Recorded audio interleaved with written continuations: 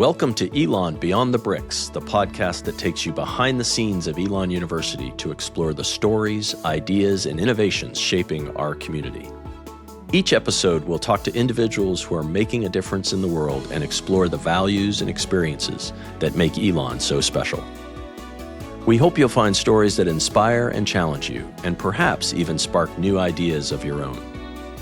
Join us as we dive into conversations that go beyond the classroom and into the lives of our remarkable students, alumni, parents, faculty, and staff. Thanks for joining. Hello and welcome to Elon Beyond the Bricks. I'm your host, President Connie Book, and today we're joined by Natalie Lampert, a journalist whose work dives deep into the intersections of women's health, lives, and stories. Natalie is the author of The Big Freeze, a reporter's personal journey into the world of egg freezing and the quest to control our fertility. At the beginning of her career, Natalie also spent a year teaching in Sri Lanka as a Fulbright scholar, an experience that strengthened her skills as an educator and deepened her cross-cultural understanding.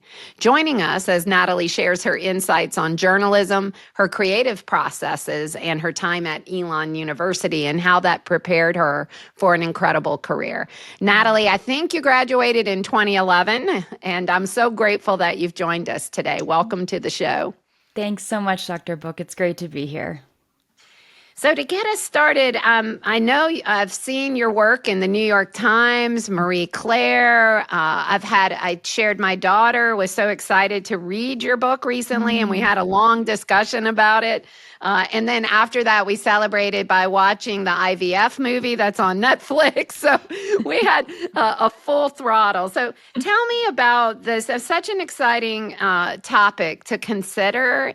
And so tell me how you landed on reproductive health as a topic you wanted to focus on as a journalist. Yeah, well, in general, when I'm thinking about stories to pursue, and I guess I can say this now looking back, but I'm drawn to stories where something real is at stake for the people involved, and narratives that are emotionally resonant and grounded in larger social or systemic questions. But in terms of reproductive health specifically, and this book, it was all very accidental. So I had kind of two aspects of this why for writing this book. It was twofold in that I had professional reasons and unique personal reasons for wanting to investigate egg freezing specifically. So the personal reasons started when I was 12 years old. That's not where I started thinking about egg freezing, but when I was 12, I had an emergency surgery that removed my right ovary and fallopian tube. And then when I was 20, just before my senior year at Elon, actually, for unrelated reasons, I almost lost my left ovary and my ability to ever have biological children. So doctors urged me to freeze my eggs, but I was a senior in college, and the last thing on my mind was preserving my fertility. But then these professional reasons started popping up in that 5 years after that second surgery, I moved to New York City to start graduate school for journalism. And I went to this egg freezing cocktail party that I saw advertised on Twitter. And there I am, 25 years old with the backpack slung over my shoulder. And I'm sitting in this large room at a fancy hotel. And there's all these women around me, mostly in their 30s, early 40s, eating popcorn, drinking champagne. And fertility doctors are talking to us from the stage. And it felt like a scene from Sex and the City. And I was like, what is this? So I began reporting on fertility, especially egg freezing, for mostly these graduate school classes, but also because I needed to make a decision about what to do with my ovary and eggs because doctors had told me to do that. So shortly after graduate school, I sold my first book, The Big Freeze. And, as I reported and researched this book out, I realized that you can't talk about egg freezing without talking about so much more. And this is where I think I became very passionate about reproductive health and the bigger picture here. You have to talk about egg freezing, you have to talk about hormones and birth control and sex ed and how women come to learn or not learn about their bodies, ethical issues with regard to fertility technologies, systemic issues, plaguing our healthcare system, so much, right? So I'm a young journalist then on this personal mission. And I'm determined to learn about these things and a lot more that women are very ignorant about. So anyway, that's what kind of led me to that book. It is a great that topic, to your point, it really does create an intersection with so much else, right? You mentioned the science, the other areas of women's health. One thing I was struck by in reading it was that we are all under this time clock, and that as people wait to get married later in life, as some people are choosing more often to be single or not to have biological children in their 20s and 30s, want to wait until a later stage of life. I mean, these are all critical societal questions, personal questions, in addition to the science and the reality of childbearing age. And two, to think about one of the things is to think about the ability of science to overcome health issues, right? That to overcome and create opportunity where women had thought they had lost opportunity to bear their own children. So it's a really powerful topic and compelling topic and beautifully written. Thank you. The other thing that I'm struck by, Natalie, is that when I was looking over the things you've written, you have a wide range of topics. So you have a lot of passion about technology and fashion. So there are so many other topics. Can you talk about one of them was even female soldiers, right? And the lives of a female soldier. So tell me when you're thinking about which topics to pursue and to go deeper into, what is it what draws you into it? Yeah, so a little bit like I said earlier, I'm really drawn to stories where something real is at stake. And that's a pretty broad, thing one can look for, I think, in reporting. But there's always got to be some emotionally resonant way in. Sometimes, though, to be honest, I'm just simply curious. And so if, say, an editor asks me to go to report on something, I say yes. I say yes a lot to things that come my way. So, for example, I did this story for The Guardian about a regenerative farmer in Colorado. And when the editor wrote to me from London saying, can you go interview this farmer and write this story? I wrote back saying, I report mostly on fertility and women's health. Did you mean to write me this email or somebody else? And he said, he's like, because you know very little about farming, that's actually why we want you to go do that. We like your human interest stories, your feature writing. So we want that approach here. And so stories that are outside of my normal beat are particularly fun because I get to show up and say, I know nothing about this. Tell me more. And that's when I feel very lucky that I get to ask questions and learn things for a living. So I feel very lucky to be able to approach a dynamic range of subjects, even though I do mostly focus on reproductive health. I want to ask you about your decision to be a freelance journalist. That's a little daunting, right? Not to so you're a small business basically, right? I am. So can you talk just a little bit about that life and the decision to be independent and freelance? I can. It wasn't a decision. It really just happened. So I know in a minute we might talk about Sri Lanka and Fulbright, but that's what led me to actually graduate school for journalism and whatnot.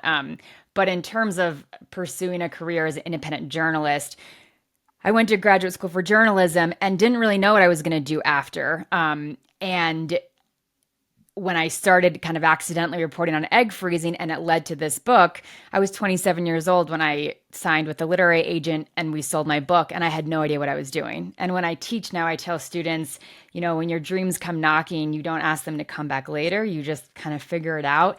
And I spent several years figuring it out. And I had several other kind of side jobs as I worked on this book. And I pursued stories in, major publications that would, pay me to do that reporting and then I could use it for my book. So I was very strategic in that sense. But freelance journalism, I'll be very honest, is not a great way to make a living. And I was very lucky to sell a book for a good deal of money, which helped a lot. And it still took me several years. And it's hard. But yeah, I come from a family mostly of entrepreneurs. My husband's an entrepreneur. Like it's in my blood I gotta do the work that feels important, and I just figure out the money part along the way, even when it's hard. But it does require you to have some business skill set, right? Like strategy behind Yeah. it, and to manage the influx of resources. Yeah. The one thing you said that I'm just going to repeat so that our listeners can hang on to it a little is you said when your dream and opportunity comes knocking, you don't say, wait, Yep. can you come back in a couple years Yeah. when I'm Yeah. ready? I think that's a good one to remember. Now, I know when you were a student at Elon, because I actually, in my previous role at Elon, supervised Project Pericles. So Mm-hmm. I remember, those first few classes coming through and how powerful Yeah. this model of global engagement that Professor Tom Arcaro had designed in partnership with the Periclean Project, which was sponsored by Eugene Lang. Um, a philanthropist out of New York. So tell me, I'm curious, you raised your hand for so many opportunities while you were here. I love that about students. Tell me about the thread of your student experience at Elon. Yeah. Well, the thread started with self-selecting into and getting into the service learning community, which I don't know if that still exists, but I Yes, it loved does. Yeah. being part of a learning community. And I met people on my first day at Elon through the SLC that remain my best friends to this day. And SLC kind of led me somehow to Elon College Fellows, which led me to a dear mentor, Dr. Bud Warner, who is like a second father to me now and has been a champion throughout my career in incredible ways. And College Fellows somehow, I don't remember exactly how, but led to Periclean Scholars, all these little cohorts at Elon that ended up changing my life in huge ways.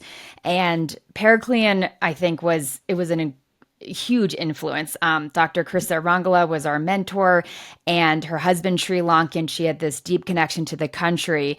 And so, as a Periclean, a group of us were able to travel to Sri Lanka for winter term of our senior year. And that kind of began, well, a lot of things for me in that month. But I fell in love with Sri Lanka. I got back to Elon, and then I remember in Mosley Center having an interview that spring for the Peace Corps. And I was accepted into the Peace Corps and thought that's what I was going to go do. They wanted to send me back to West Africa, where I had spent a semester abroad through Elon in Ghana. And, I could not stop thinking about Sri Lanka and I wanted to go back there. My time was not done there and I couldn't get out of my head. And so I said no to the Peace Corps. And through Dr. Rangala's a connection there, I was invited to go back to Sri Lanka to live for 3 months after graduation, which I did with another Periclean scholar, my former boyfriend at the time. And we did work there for 3 months and did a lot of work with the American Center at the U.S. Embassy and kind of kept going with these connections that we had made through Periclean and through, Elon's connections with these folks in Sri Lanka. And it was there that I learned about Fulbright in Sri Lanka. And we did not have Peace Corps in Sri Lanka. We had Fulbright. So I was like, okay, if I want to go back to this country and spend more time there and teach there and have an impact, I think Fulbright might be the way to do it. But here I am. I'm almost, I think, 6 months out from graduating from Elon, or I had graduated, 6 months earlier from Elon. So I didn't actually know if I could go back and get Elon's help to apply for Fulbright when I was no longer a student. Well, guess what? I could. And The answer is yes. yes. And people really helped me do that. And I came back and did interview prep. And through Elon's support, I got that Fulbright and I got to go back to Sri Lanka. And that really inspired everything else I did in my 20s. And it was an incredible opportunity that led to everything I did next. And so you went to grad school after the Fulbright experience. I did. And so my Fulbright was unique in that I spent that year teaching contemporary literature at a university. So I taught university students, having just graduated myself, but they didn't know that. And, my students there were so excited to learn from me, a foreign instructor, but I learned so much from them. These students had grown up in the throes of a civil war and terrorism. They had survived a tsunami that wrecked their country. And it was through them that I fell in love with telling true stories that mattered. And it was that experience that ultimately led me to go to graduate school for journalism. And that was also related to the fact that at Elon, I was encouraged, to your point of how I was involved in a lot of things, I was encouraged to say yes to a lot and to dream big and not pigeonhole myself. And so I double majored in international relations and English, basically nonfiction writing. Well, guess what? Those two things then, really coalesced while I was in Sri Lanka and led me to journalism, which was not something I pursued at Elon, did no kind of things with the comms department, et cetera. But, these things all really, this through line just started to really develop in my 20s and lead to I do everything think else. that storytelling is a really powerful way that we provide service to others, is in storytelling, and appreciate that journalism has the power to be, especially an independent journalist, has the power to select, what stories they're going to pick up and tell. So it's a really powerful thing. Now, you have shared that the director of your graduate program described you as indefatigable, while your third grade teacher called you trouble. So tell me about those labels and how you've carried them in your journeys. Yeah, both true, those things. We love our both, teachers. Both true. I have been a troublemaker most of my life. And you know what? I do mostly embrace that. It has gotten me into trouble, no small amount of trouble also. But I don't mind those labels at all. I think they speak to, tenacity and not being afraid to take risks. And I've been lucky to be in learning environments, especially that have encouraged that and fostered that. So how those labels have influenced my journey, I think about how I hit the ground running. Well, actually, both when I got to Elon and when I got to NYU for graduate school. Small side story, I remember sitting down with Greg Zeiser, who at the time was the director of international admissions at Elon, because I grew up partly abroad and I was coming to Elon from an international high school in Germany. And somehow my second kind of tour of Elon, I was deciding between Elon and a university down the road that I'd also gotten into. And the admissions person said, "Hey, Greg Zeiser wants to see you and your mom in his office." And I was like, "I don't know who that person is. Do we have an appointment, Mom?" She said, "No." And I sat down with Greg Zeiser, and he had just known that I was back on campus and wanted to chat with me, probably recruit me or something, or say good things about Elon, of course. And he said to me something that I will never forget. He said, "If you are ready to invest in Elon, we are ready to invest in you." And that is absolutely what happened during my 4 years at Elon. That is such a great story. It is. And I hit the ground running. And I also learned that I kind of thrived being a big fish in a small pond in a way, and just, not having to choose between, a couple narrow paths, but do a lot. And so that spirit, led me into, I think, how I hit the ground running at grad school in New York in a very competitive environment. And I was not afraid to pitch stories. I was not afraid to go kind of ask silly questions in order to learn and report better, et cetera. So anyway, when I think about being a troublemaker, but being very tenacious and vivacious in that way, it's helped me a lot as a student and as a reporter and as a human. Yeah, that is great. I just was with Greg this morning. So he's still here at Elon. Yeah. He celebrated 35 years of service to the institution. He's our vice president now for enrollment management and financial aid here at the university. I love that story. I do want to ask you one question. So we have just a few minutes left, but I'm curious I've been thinking a lot about failure. This is me personally asking this question. I've been thinking about failure and the power of failure to provide important context and teach us lessons. And I'm not a big fan of it, to be honest. Nobody, and I wish I was better at it. I tend to lament too long. It takes me a while to shake it off and to get back up in the ring and try things again. So I'm curious, naturally you're pitching and getting rejected. I'm assuming that that's just part of the work of a freelancer is, this pitch and miss, or interview and miss. And so tell me how you stay resilient, how you get back up in the ring. Great question. Woo.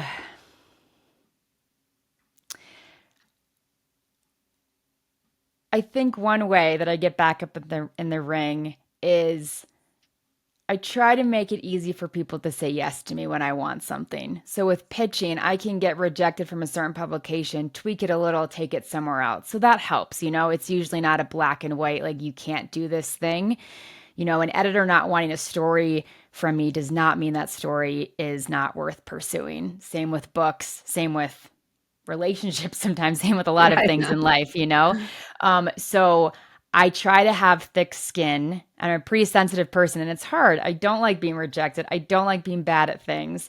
But that is a nature. It is a characteristic of my profession and it is a characteristic of life. So yeah, okay. Let me share this, Dr. Book, and you can take this out if you don't want to, because this is getting very personal. But I believe in this. Tell me. The other thing, and it's fine to leave this in if it fits. But so I'm coming up on 6 years sober, and I'm in recovery from alcoholism, and got sober while I was finishing this book that came out last year, and talk about failure and the things that I lost and the ways in which I suffered at the end of my active alcoholism and being an addiction. And that taught me a lot about resilience too. And it's funny talking to you because I remember going back to Elon recently, actually, and professors there that I stay with and I'm close with, they know that I'm in recovery. They know that it's become a big part of my life. And I was staying at a professor's house while I was back on campus to do a reading from my book. They had invited me back to speak to some classes and give a reading.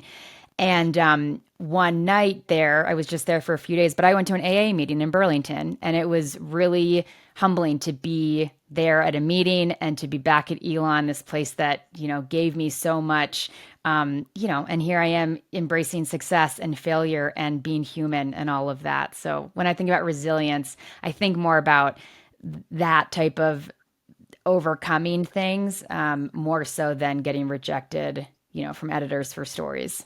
Yeah, that's a great perspective. It's about getting back, it's about what happens on the other side of it, right? That daily decision.